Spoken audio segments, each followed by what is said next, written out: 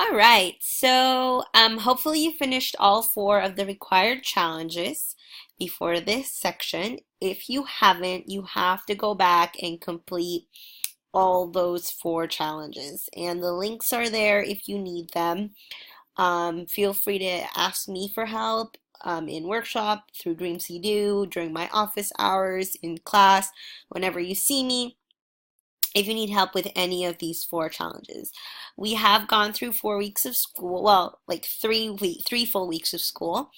And it's really important that you don't fall too far behind if you want credits by the end of this quarter. So I would say don't try not to feel too overwhelmed. Just do one step of each challenge at a time. Spend like an hour a day on mathematics, maybe at home or at school in class, and hopefully try to catch up with at least these four challenges. Okay, so if you are finished with all four challenges, awesome. We are now going to revisit them to do this next part. So the very first part of this linear function step or this section is to go ahead and look back at your math identity challenge. So for me, so let's go back to the math identity challenge and look back at what we wrote, what we created, if you made a poster, if you made a song, if you made a poem, if you wrote an essay.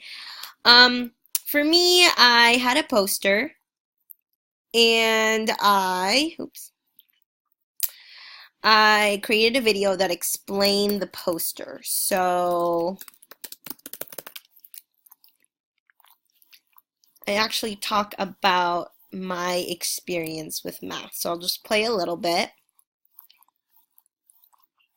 Hi, my name is Serena, and this is my math identity poster.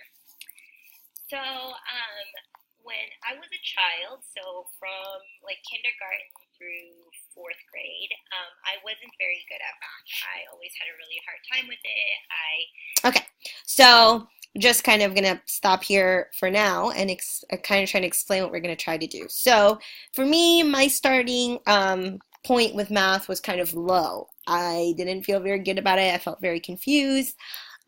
So what we're actually going to do is we're going to create a graph of how we felt about math throughout our life. So in our notebooks, we're going to go ahead and write my math identity graph, and we're going to create an XY axis.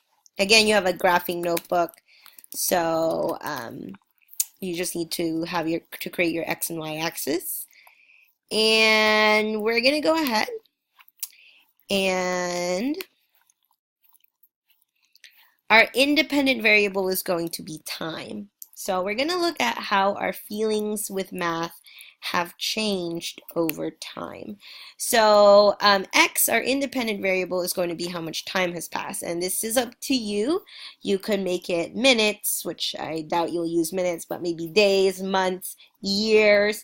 For me, I'm going to label it years, just because I feel like my math identity has changed over the years. So I'm actually going to use this axis.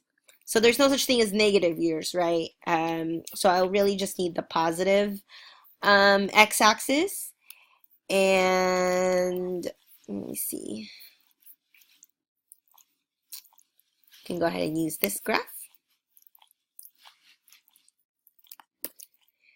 And we are gonna label our x-axis as time, since that's our independent variable.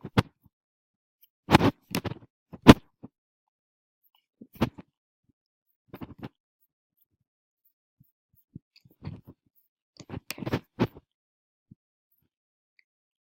So here we go.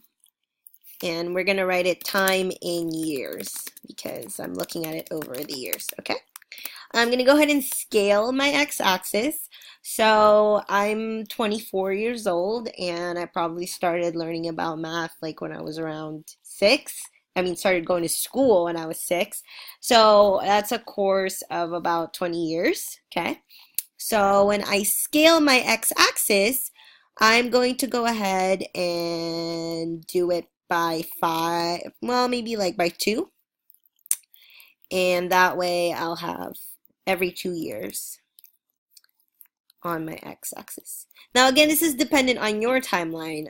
You're probably younger than me, but however, maybe you just want to look at a part of your life. Maybe you're like, I'm not gonna really look at my life since I was in kindergarten. Maybe I just care about middle school, or because that's when math really started mattering to me.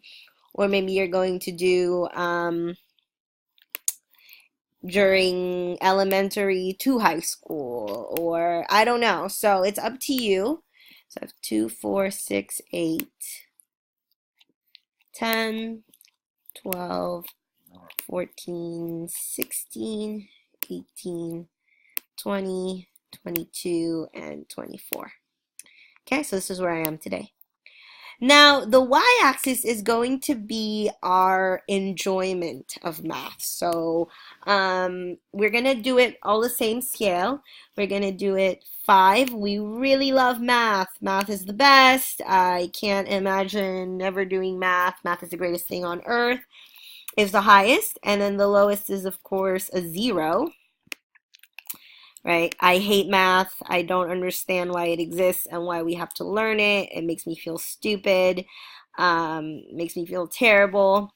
So our y-axis, our dependent variable, right? So any given year of our life, we can say we have some enjoyment of math. And I know this is hard to quantify, but we're just going to do our best based on what we put in our math identity project. So for example, let's label our y-axis first. It's just our enjoyment of math.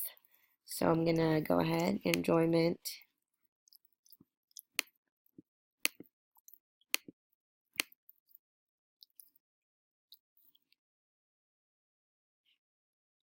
Sorry, it's kind of messy. Of math. Okay, so when I was saying in my video, when I was younger, I like hated math. I didn't like it. It made me very confused. I don't know if it was like a complete 0. I wish it didn't exist. But it was pretty low. So maybe at about 6 years old, my feeling was around a 1. Okay. And then over time, and I won't play the video again, but for me, over time, I started liking math more, a little by little, so my enjoyment went up. Um, and then about high school when I was 14, or sorry, maybe around 16 when I was taking calculus, I really, really enjoyed it. So it was like kind of a little bit flat, and then I really enjoyed it the last few years of high school. Okay, so it kind of shows my enjoyment of math over time. Then when I got to college, I really liked it, but it was still really, really tough on me. But I got to see what math is really about. So maybe my first semester I didn't do so great. My enjoyment kind of went down. But then the last 3 years, I did a lot of things that I really liked and that I was interested in. So my enjoyment went up again.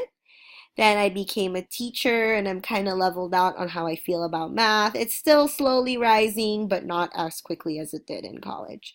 So this could be kind of a representation of how my enjoyment with math over my years of life. So I would like for you to do the same thing. Go ahead, revisit your math identity. And I want you to create a graph that represents your feelings of math, feelings with math over time. When you're finished, take a photo of your graph and upload it here on Dreamseedo.